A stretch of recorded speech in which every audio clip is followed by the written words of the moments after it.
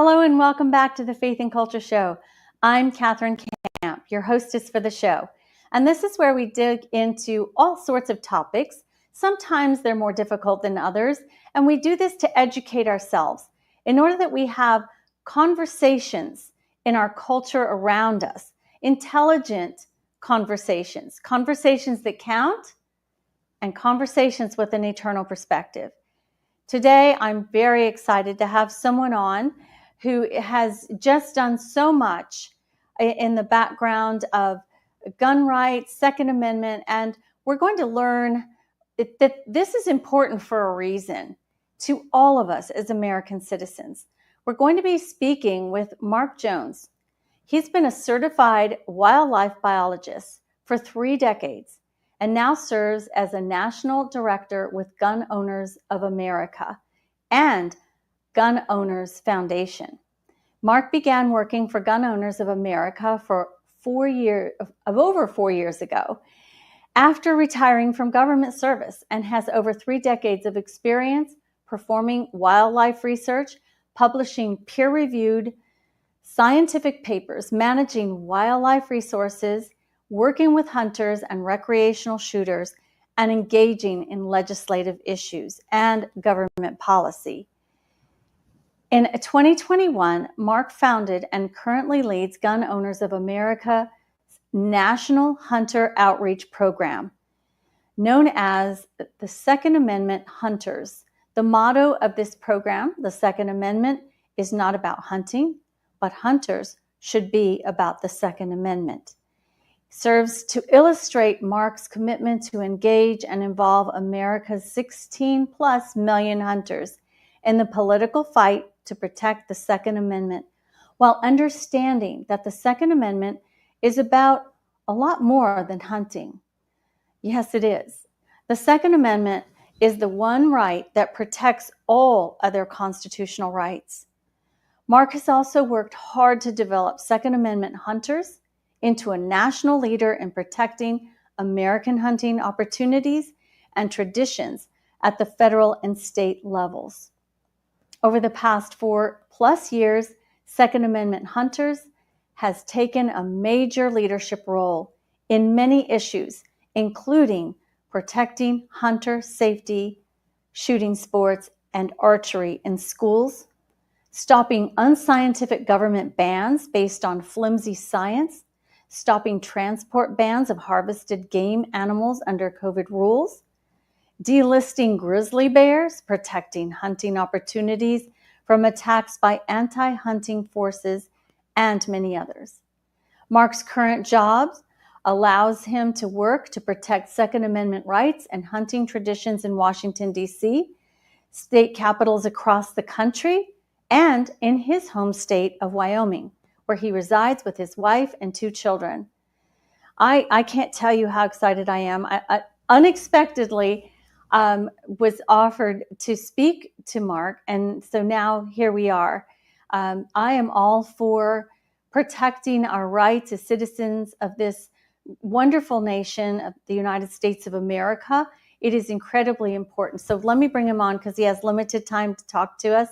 Welcome, Mark. I can't tell you I'm so excited because a lot of Americans, unfortunately, live in the city these days, and they don't understand anything about nature. They want to, they send their kids to camps that are out in nature.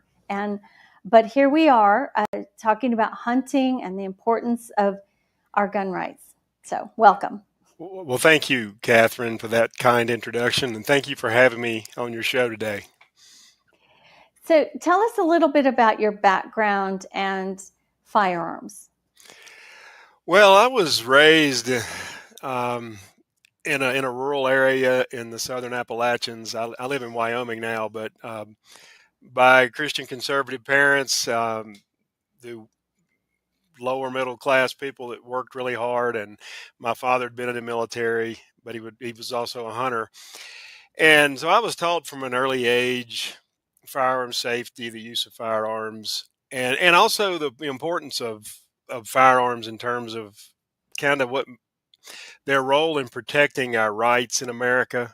Because my dad understood that. Was a Vietnam era veteran, and He understood things about the Second Amendment that I think we may get into later in the conversation. But the Second Amendment makes America special, helps protect all of our rights, and so I was taught that from an early age. I was very fortunate. Well, how did your dad teach you? And now that you are obviously you're very active, very involved. One of the big issues while I guess my husband and I were raising our children is, of course, you're always battling this gun rights and the dangers of firearms in the home. What can you tell people about having firearms in the home with children? Yeah, well, that's a great question, and my father taught me from a very young age how firearms worked, to respect firearms, to treat them, to be safe. This may freak out some of your listeners, but I had access to a shotgun of my own when I was 10 years old. Now, I was a very Mm-hmm. mature, responsible young man, and if I had ever shown any propensity to be unsafe or anything, my dad would have taken it away. But firearms were not something to be feared in our home. They were a tool. We were taught about them, and I'm old enough to remember before the first federal Gun Free Zones Act, and I think it was 1986. We could take firearms to school. I mean, we didn't carry them around in the halls, but we had them in the car because we went hunting after school. We show Mm-hmm. them to the football coach. Firearms, people in America looked at firearms very differently 40 plus years ago than they do today. Everybody understood firearms. There weren't school shootings, there weren't mass shootings, or at least they didn't make the news. And Mm-hmm. it was part of culture in rural America. And I've talked to people all over the country that grew up in other rural places that had the same experience as I had growing up. So, and I think as we've tried to demonize firearms and make them taboo, we've actually done a disservice to our children because they don't understand. They don't know what to do if they encounter one. My kids are 10 and 12 years old. They know what to do if they see a firearm. So it's not anything to be scared of. And it certainly wasn't when I grew up. Right. It sounds like it's up to uh, the guardian, the parent, to be responsible enough to show respect, like you said, for the firearm, to be careful with it, and then hunter safety instruction is very important, don't you think? Well, it is. And, hunter safety is important for so many more kids than hunters. In some schools in America, people probably don't realize this, but in 1965, Congress passed a law and it allowed school boards across America the discretion of having hunter safety in the school, often with using education dollars. So what's that for 50? How long ago was that? 60 years ago? For Yes. 60 years, schools have had the chance to teach hunter safety, and a lot of people that don't hunt go through that and learn about firearms. Interestingly, during the Biden administration, he tried to shut that program down, and Gun Hunters of America and Second Amendment hunters, we fought that, and actually, in a rare win, we got that executive order overturned by Congress, and that is still available to America's kids. But just teaching kids about firearms and firearm safety is very important, even for kids that may not hunt or someday own a firearm. As you say, that would just our atmosphere has changed so much in the past 40 years, even. Um, I know that this isn't part of what I was going to ask you, but it just came to mind because you were raised in a Christian home. What would you say a lot of that has to do with what has happened in our United States, our culture?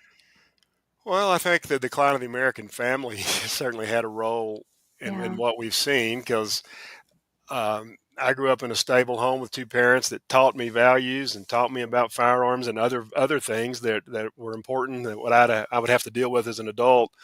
Taught me to respect other people and care about other people. So I think that obviously we've seen challenges in the American family over the last 40 or 50 years, and it bleeds over into so many problems in our society, whether it's firearm violence or other things that I'm certainly not an expert on.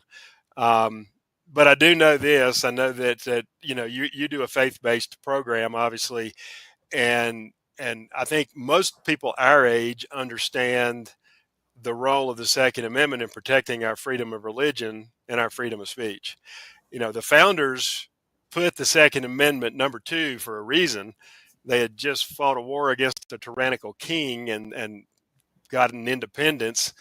And they put the First Amendment was freedom of speech, freedom of religion. And the Second Amendment was the right to keep and bear arms, because they knew that you would not keep those rights without an armed citizenry. And that's really what sets America apart from most countries is we can protect the rights of the minority. We're an armed citizenry, and we only have to look at history to see what happens when you disarm a populace. Country after country after country, minorities, Christians, others have been persecuted by whoever was in power when they were able to disarm people they didn't agree with. And we have countries like that right now, that they are not allowed to have guns. And I know one in particular, they are not allowed to even have knives. Mm-hmm. So yeah. I can't imagine. And stuff like that doesn't stop criminals from hurting people. It only disarms the law-abiding person. And like I said, history shows us that powerful governments take out vengeance or whatever against minorities in country after country after country when they disarm them.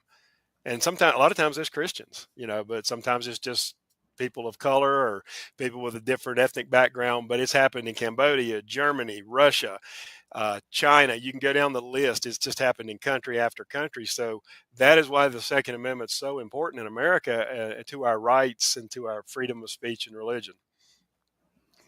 I'm so glad you brought that up, because a lot of people think it's about, well, we need them for hunting. And yes, that's true, but it's there to protect our First Amendment and all of our other rights.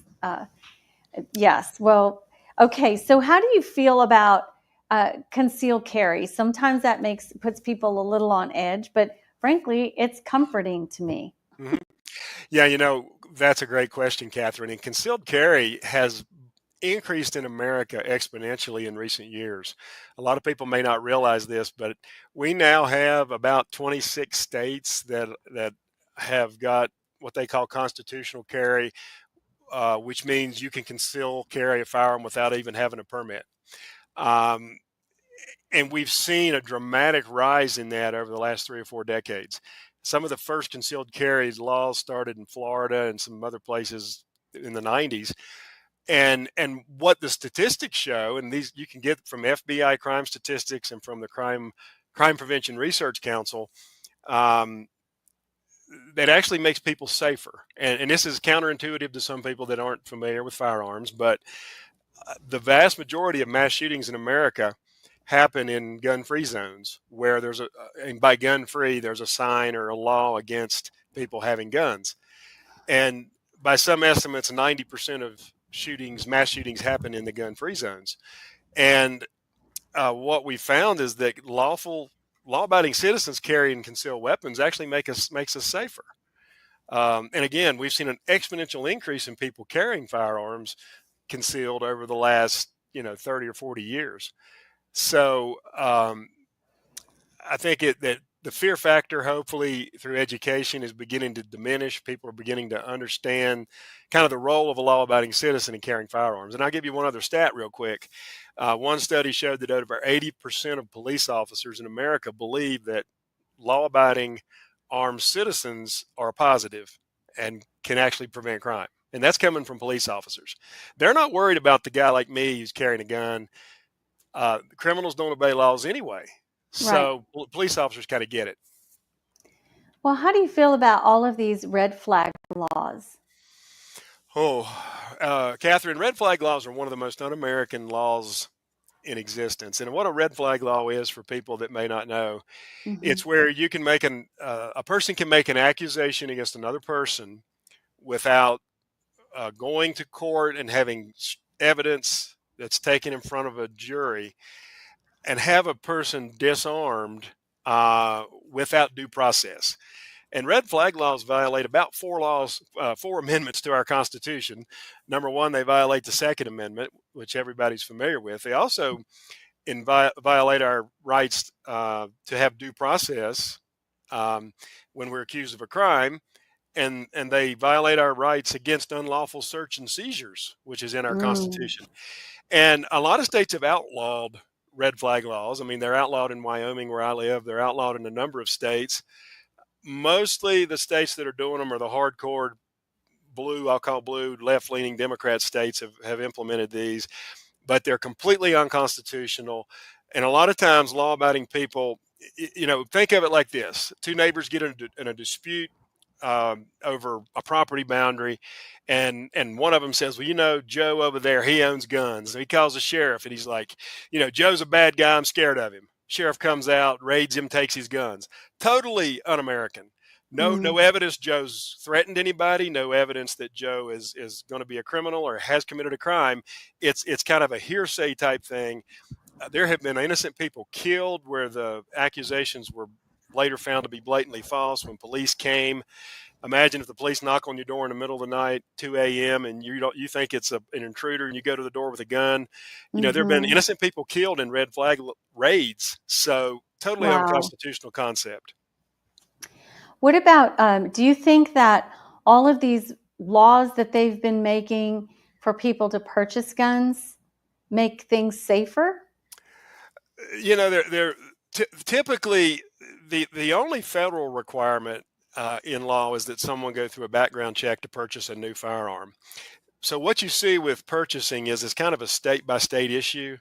Because and so in Wyoming, where I live, and in a lot of states, a lot of red states, you go in and you pass a background check at the point of sale, and if you walk out of there within a matter of minutes with the firearm, if you don't have a criminal record. Some states have implemented waiting periods. Some states have implemented other procedures, but they've not proven to do anything to reduce crime. Criminals, by their very nature, in the Oxford dictionary definition, they break the law. So there's a black market for firearms. They can steal firearms. So all the laws that some of the blue states have tried don't do anything to reduce crime. They just infringe on the rights of law-abiding people. And think about it like this. Let's say you have a woman who's in a domestic situation where she's being threatened by a former boyfriend or a husband, and she decides she wants a firearm for protection. She goes, and it's a 10-day waiting period in whatever state.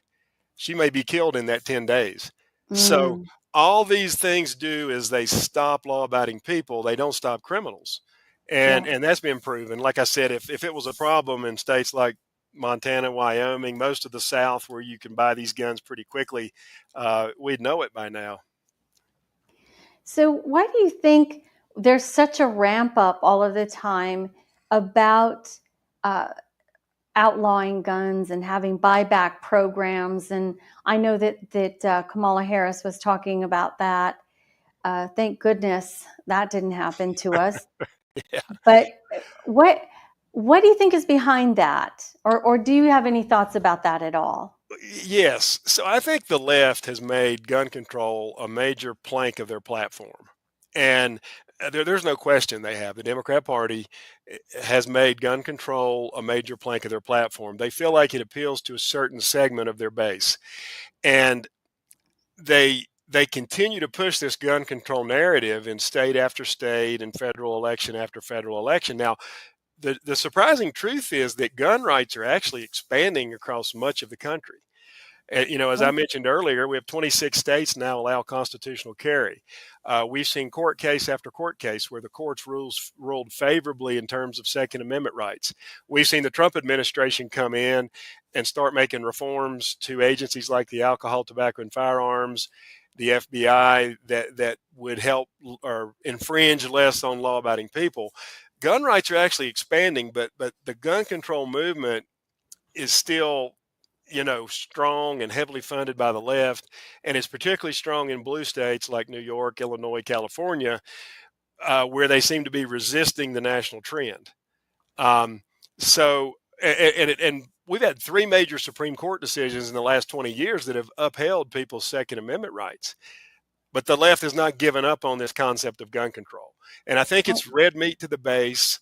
And I also believe, I believe the ultimate goal of some people on the left is confiscation of firearms from the American people. They will never admit that, but if you follow the everything they do and the court arguments they make, and look at some of the people behind some of the funding, ultimate goal is to confiscate firearms from law-abiding people. Yeah. From what I've seen, the ultimate funding if you keep going up the chain, it's people that hate our country and would like to see us fall, like George Soros types, and others who we don't even know their names, who they are. Absolutely. Some of the people we don't even know their names, and then people like Michael Bloomberg, who's been very, very public. Former mayor of New York. He funds a lot of gun control efforts. But you're right. There's people whose names we don't even know.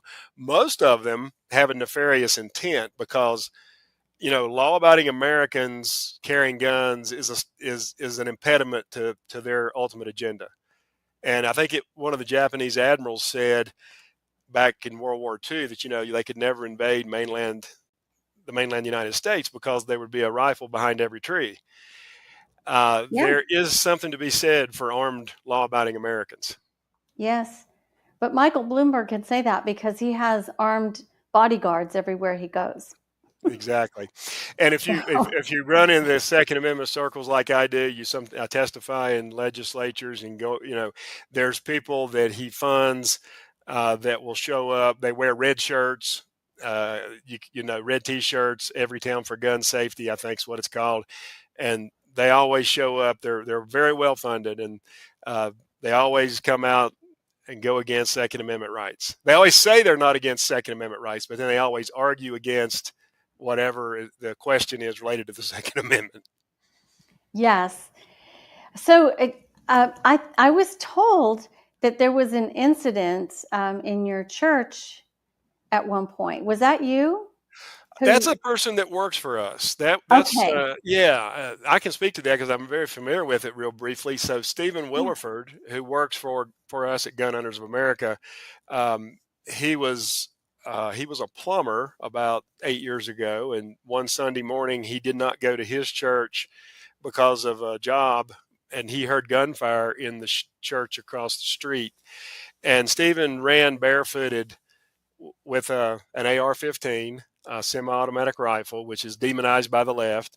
Mm-hmm. And he actually stopped a mass shooter, a former Air Force veteran who had mental issues and had kind of gone off and started shooting people in the church. Sadly, that person killed 26 people before Stephen got there.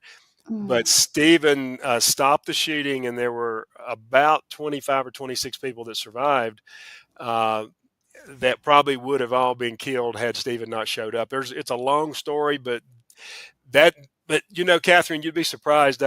My church in Wyoming, we have a security team. I serve on that, and we watch the situation closely around the country. There's a violent incident in an American church almost every week. It doesn't always involve a firearm.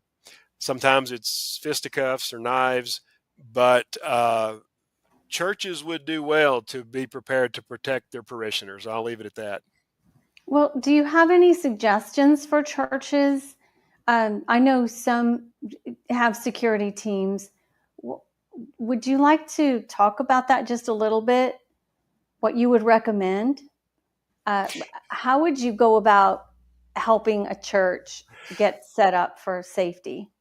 I would encourage churches to reach out to local law enforcement first, and particularly to look and see if you have ex-military or ex-law enforcement in your church. Also, it's a possibility you have firearms instructors in your church that are trained and certified by various organizations. That's a good place to start. In my church, it's a fairly small town, a fairly big church. We have some law enforcement members of the law enforcement community go to our church. We have some guys that are 20, 30-year military veterans. So we kind of start there with organizing with people with a background in firearms and firearms safety. But I would encourage the churches to start there and to develop a very organized program. We have radio communication. We have monthly trainings for our team members.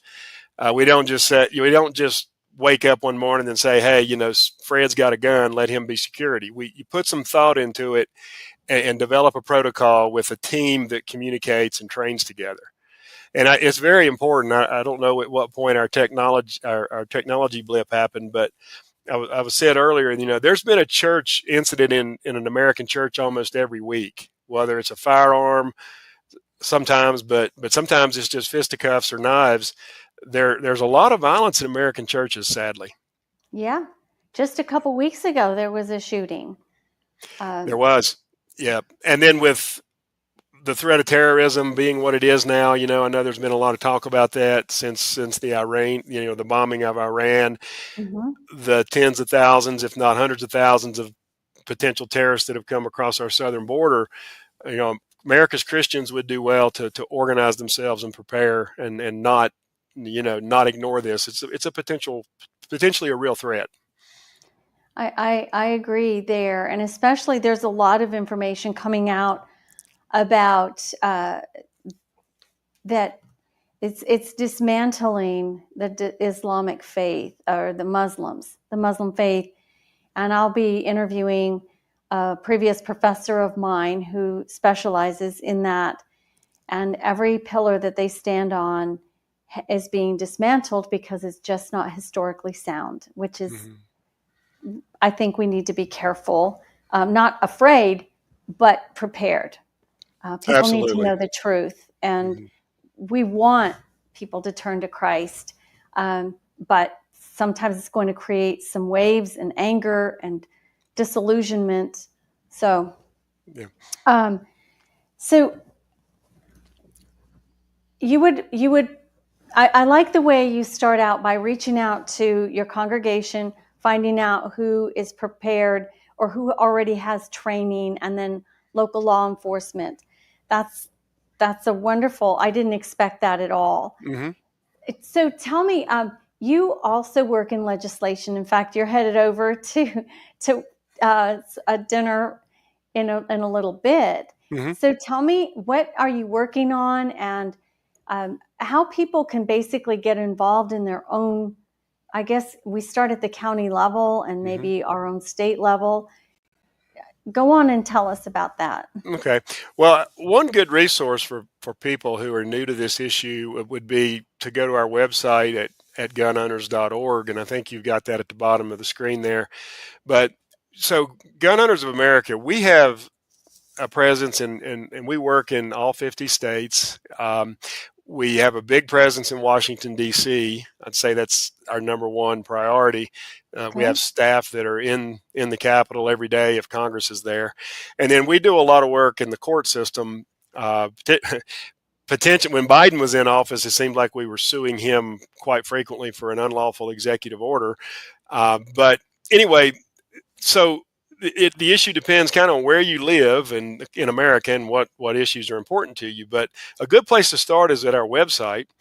Recently, some of the big issues we've been working on, number one, we've been trying to repeal some of the Biden era policies and regulations that some of the federal agencies were operating under. A lot of them were unconstitutional. A lot of them violated existing American law. But as you probably know from other issues, presidential administrations can go rogue, and the Biden administration certainly did. And when it comes to firearms, so now that Trump's in office, that administration is much more sensitive and favorable to the Second Amendment. We're working to reverse some of the policies. We're also working to change some of the laws. We just had a major battle as part of the what Trump called the Big Beautiful Bill. There was some provisions in there related to the National Firearms Act that we worked on very hard, trying to repeal some of the archaic language in the National Firearms Act. And people that aren't familiar with the NFA, it was passed in 1934 and it was aimed at gangsters. But a lot of what it did and still does was archaic and unconstitutional. We came really close to repealing a lot of that. And at the 11th hour, the Senate parliamentarian cut out some of the best repeal provisions. But so the battle continues in Washington to try to reform the bureaucracy through regulation and make them go back to following the law, plus pass better laws to repeal some things that need to be repealed. It's a never ending process, unfortunately. And with Trump in office, we have a window of opportunity. we have to take advantage of. When Obama was in office and Biden, you're trying to fend off bad stuff all the time. Right now, we're actually on the offensive, and so. But then the issue, if you're interested in state level issues, we're involved in the state capitals, and all that information, can be found at gunowners.org. I understand that you all are having a sort of like I don't know, a gun show. It's not quite a gun conference, show. Yeah, more of a conference. There you go, conference. I'm so familiar with gun shows. Yes, this is more of a conference. You want to tell us about it if people want to go? Because I know that's coming up in a few weeks here. It is. We call that Goals, Gun Owners and Advocacy Leadership Summit, and it's in Knoxville, Tennessee. And folks can drive in or fly into Knoxville. It's free to GOA members and their families. And if you're not a member, you can join for a nominal fee. We're going to have some great members of Congress there, people who are staunch Second Amendment supporters. We're going to have personalities that people will have heard of, like Todd Starnes and Dana Lash. Last year, we had Kash Patel, who went on to become director of the FBI later after the conference. But we'll have speeches from these notable figures in Second Amendment movement. We'll have, and then the firearms industry will be there, and people who make accessories like scopes and slings and bipods and things that are kind of secondary to firearms. There'll be a whole big exhibit hall with all these different types of folks. Glock Firearms will be there, for example, Midway USA. So it's kind of a combination show and political event with speeches and opportunity for people to care about the Second Amendment and firearms together. But anyway, that's in Knoxville, Tennessee, August 9th and 10th. So it's less than 3 weeks away. Yeah, and I hope people take advantage of that. It sounds so informative. And I had the privilege of speaking with Luis Valdez, and he was saying that there are going to be some exhibits for women's holsters as well, since we don't have the bulky clothing that most men wear, and which is fine. We're different, right? Period. So. And of course we're real easy to make money off of. It's pretty and stylish, it's not so hard. That's right. And we have a lot of women speakers that'll be there, and as well as I think we're having a panel with women from the firearms community that will be discussing some important issues. So yeah, it's not a men's only event. There's a lot of stuff there for women. And women are among the fastest growing demographics in terms of firearms ownership in America. That's a phenomenon that's kind of been going for about 15 or 20 years now. The rate of firearms ownership in hunting, which we haven't talked much about, women have been increasingly getting into that activity, whereas the public may have this idea that firearms and hunting are declining overall. But women are actually getting into it more than ever at historic levels. And the clothing is becoming more stylish too, I've noticed, which makes it more appealing. Is that right? Well, and now you can buy pink pistols and all kinds of stuff. So yeah, our daughters have a lot of pink in their hunting gear. So I totally get it. I get it. Okay, so what words of wisdom would you like to leave us with, maybe with the person who lives out in the country and they've never reached out to a delegate or a senator? What would you say are the best ways to reach people? That's a great question. I think, obviously, I'm sure your listeners, being that you're faith-based, understand the challenges our country faces, and if traditional Americans need to get involved in politics, they need to. It's going to differ depending on where you are and what your local situation is. You need to kind of find out who is of a like mind in your particular area. It could be your local Republican Party, but It's not always the Republicans. It could be a local conservative group. It could be a local hunting club, gun rights group. You kind of need to figure out what's going on in your community and get involved and figure out how to get involved in influencing local politicians. I've been saying for a long time, and it's sad, but the Democrat Party has gone so far to the left on almost every single issue, whether it's faith, family values, firearms, that they're pretty much lost. Yeah. But our hope is within the Republican Party, but you can't always count on a Republican to do the right thing either. You've got to find good candidates to run. You've got to challenge bad Republicans and beat them in primaries. That's something we do a lot of at GOA, at Gun Owners of America. We help, strong constitutional conservative candidates challenge other Republicans.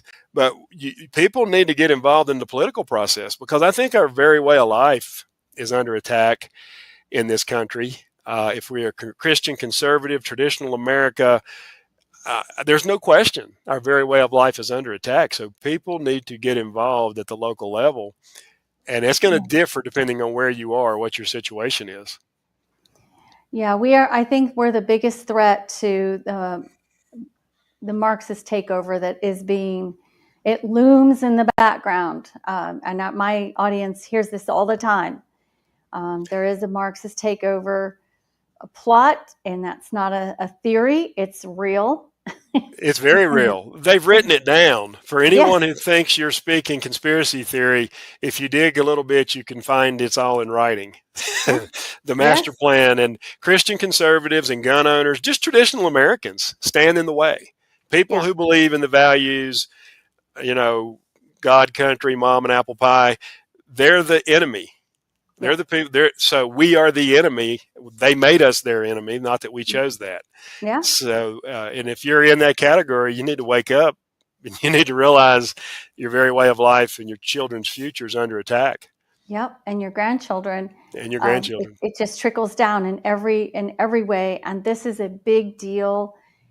Fortunately, I'm sure you're aware of it, and for anyone out there who hasn't heard yet, President Trump had somehow, I guess maybe it was in the big beautiful bill, but that was they took away the part of the Johnson bill that prevented pastors from standing behind a politician. Mm-hmm. So that has been removed, and they can speak now, which that was dumb in the first place. They should never have been silenced like that.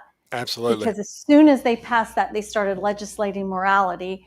Mm-hmm. And as a pastor, you better be able to speak about morality, or what's the use of having a church? Mm-hmm.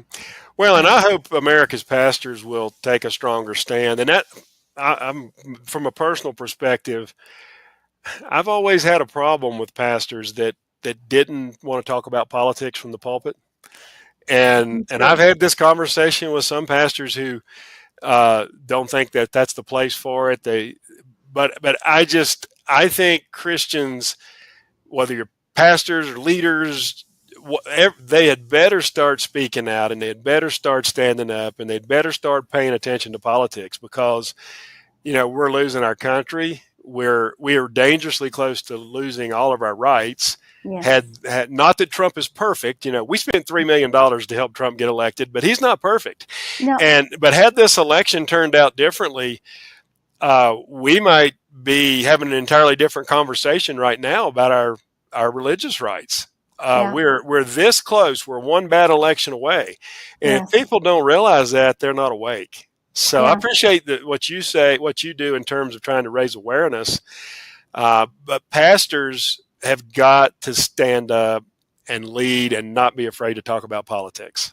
It's time. We don't have time to waste. It's like if Kash Patel wasn't in the position that he's in, we would still be, they'd have the blinders on us still, and make fools out of all of us. So there's a lot riding on all of everything, our whole rights, and our way of life. And of course, as a Christian, a conservative Christian, we're in the crosshairs, believe it or not.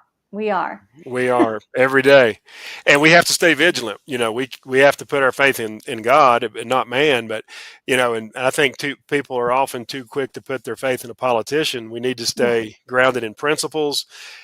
We need, we shouldn't put all of our faith in an individual, but in principles, and we got to work every day, because as soon as one election's over, the next one becomes important. And like I said, Kash Patel his team found all of those fake IDs from China for the 2020 election that they used and to make a difference in our election. So don't think they're not trying. Oh yeah, and the next one's going to be just as cutthroat as the last. So people can't rest on their laurels because we seem to have a temporary reprieve. Yes. I know you have to go. You have an important event this evening. So please tell us one more time where people can get information and get involved. Well, they can go to gunowners.org. That's Gun Owners of America's website, and there is a wealth of information on there about efforts in the various states, efforts in Washington, D.C. in terms of legislation, court battles, fighting, the bureaucracy in terms of trying to get rid of unconstitutional regulations, things like that. It's just everything you might want to know about the Second Amendment can be found there. And, I would just encourage people. A lot of your listeners probably are supporters of the Second Amendment, but if you're unsure about firearms and their role, look at the history of this country and the world, and understand the role of firearms in kind of protecting our other rights, and how important that is. Yes. And I think that most people that actually look into that and learn history kind of understand it and get it, because an armed society is a polite society, and our rights are protected, as some of our founding fathers wrote. So go to gunowners.org and check it out. Thank you so much for your time, Mr. Jones. I really appreciate this conversation very much. Well, Catherine, I really enjoyed it. I'd be happy to come back some other time. I would love that. Thank you. We can learn so much. Thank you. All right. Bye-bye. Bye.